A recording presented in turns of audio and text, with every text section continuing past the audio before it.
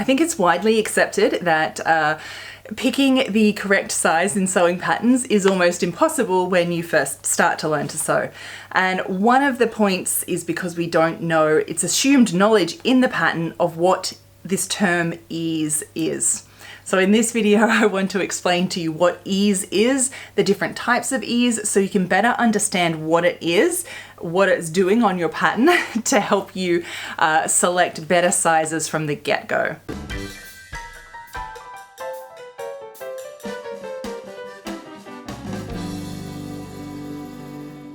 Welcome, my lovely sewing friends. It is very, very nice to see your smiling faces here as always. If we are actually just meeting for the first time, welcome. My name is Evelyn Wood, and here on this channel we do everything vintage sewing skills to help our modern day sewing, so that you can really understand what we're doing and create anything. So if it sounds like something you're interested in, hit the subscribe button below and do hit the little bell so YouTube knows that this is a topic videos that you want to see my videos. So I recently did make this video here on sort of the things the pattern envelope does not tell you, the assumed knowledge of patterns. And one of the big questions there that people, like you all pointed out, was that ease, what is it? And trying to understand it more. Even if you kind of have heard it before, it's really one thing that you sort of need a lot of understanding about. Let's talk about what ease is, and then there's a few different types of ease and why it's on the pattern, and perhaps it's one of the reasons why usually when we sew for the first time, you quite often find that you make up the garment and it will be an entire size too big. Why is this? It's ease. So first of all, let's describe what ease is. So the terminology. Ease is the extra room in the garment over your body measurements. There's a few different reasons why. It's either for design or for movement, for fitting. Another way to say this might be it is the amount bigger or larger than your body measurements that the garment is. And so there are a few different types of ease. The first one is fitting ease or wearing ease, and you might see this one quite sometimes listed on the pattern. I call it fitting ease, but a lot of people call it wearing ease, same thing. It is the amount bigger that the garment needs to be in order to actually be able to wear it. So think about it. Usually most of our garments, at least woven materials, we'll get to stretch in a minute, are bigger than our bodies because we need room to move, right? If it was exactly the same size, everything would be skin tight and we wouldn't be able to move very well. So it's for comfort, it's for movement, it's be able to wear it to fit properly. So fitting ease. And I mean, this is all interpretive. You can have more or less depending on how you like it to fit yourself.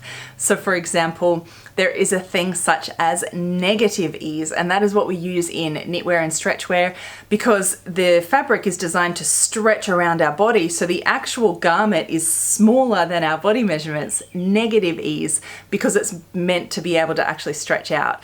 And that's with knitwear.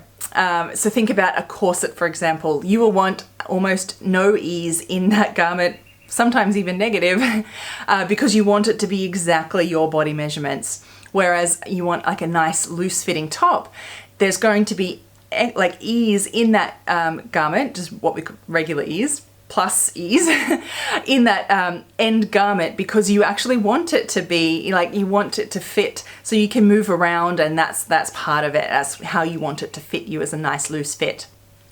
And so then there is design ease, and this is where it is designed into the garment. So it is meant to be loose, flowy, fitted. It's part of the design, not necessarily for fit and movement, but for design. So an example is, imagine a big cowl neckline, something that hangs around. So if you were to pull that out, it's much larger than your body, and that's because it's part of the design.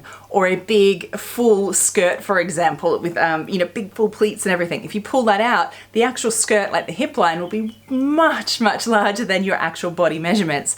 And that's ease, and that's there is for design, not for fit or anything, but for the design of the garment. Yeah? So I think you can understand those, the two types of ease and why they're there on our garments. As I said, ease is one of those things that is just kind of assumed knowledge that no one tells you what this thing is. You often just make up the garment and it's an entire size too big, right? You just don't know why. It tells you off the body measurements to make this, but it turns out something else. Yeah.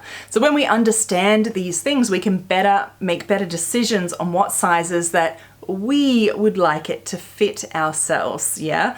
I mean, this is one of the reasons why I started Vintage Sewing School, is to kind of cover and go really deep on all this assumed knowledge of patterns and be able to how to use them properly, go really to the next level in your sewing. So if you are interested in that sort of thing, I do invite you to come join me at vintagesewingschool.com, because it's where you can really take your sewing to the next level.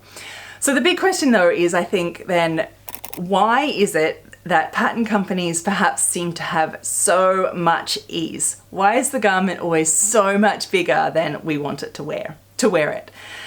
Here's my thoughts on this.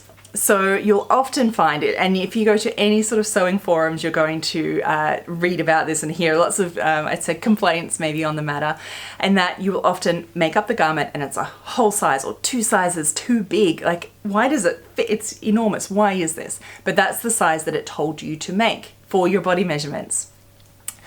Well, I think that pattern companies put a lot of extra ease on things, because generally, if you look at vintage patterns, they are much more tighter fit. It's pretty well recognized, everyone will agree, I think, that they sort of fit more straight off the bat how you would probably want it to fit, more slender. Modern patterns tend to be a bit bigger. I think this is a bit because the pattern companies understand that there's a lot of new sewers picking up patterns and it sort of learning to sew for the very first time from a pattern, whereas once upon a time you already knew a lot about like the sewing basics before you pick up your pattern, but now a lot of people are just starting, and well, it's a lot easier to take something in if you make mistakes. If you make mistakes and it's too small, you can't let it out. It's almost impossible. So it's a lot easier to kind of fit and take that in when it's a little bit too big. If it's too small, there is nothing you can do with it. So I feel like that's probably why particularly the big 4 companies are the most, I guess, notorious for adding a lot of extra ease into their garments. That's my thoughts on perhaps why that happens. Okay, my apologies for the interruption, but I just realized that I forgot to mention something about the ease, and I'm pretty sure it will come up down in the comments that I forgot to mention. So I wanted to say that when we talk about, we can, in a pattern, you might actually be instructed to ease in a shoulder, a sleeve head, for example. And what does that mean in that sense? So that means ease still remains the same thing. It is extra room. So there's, say, for example, your sleeve head.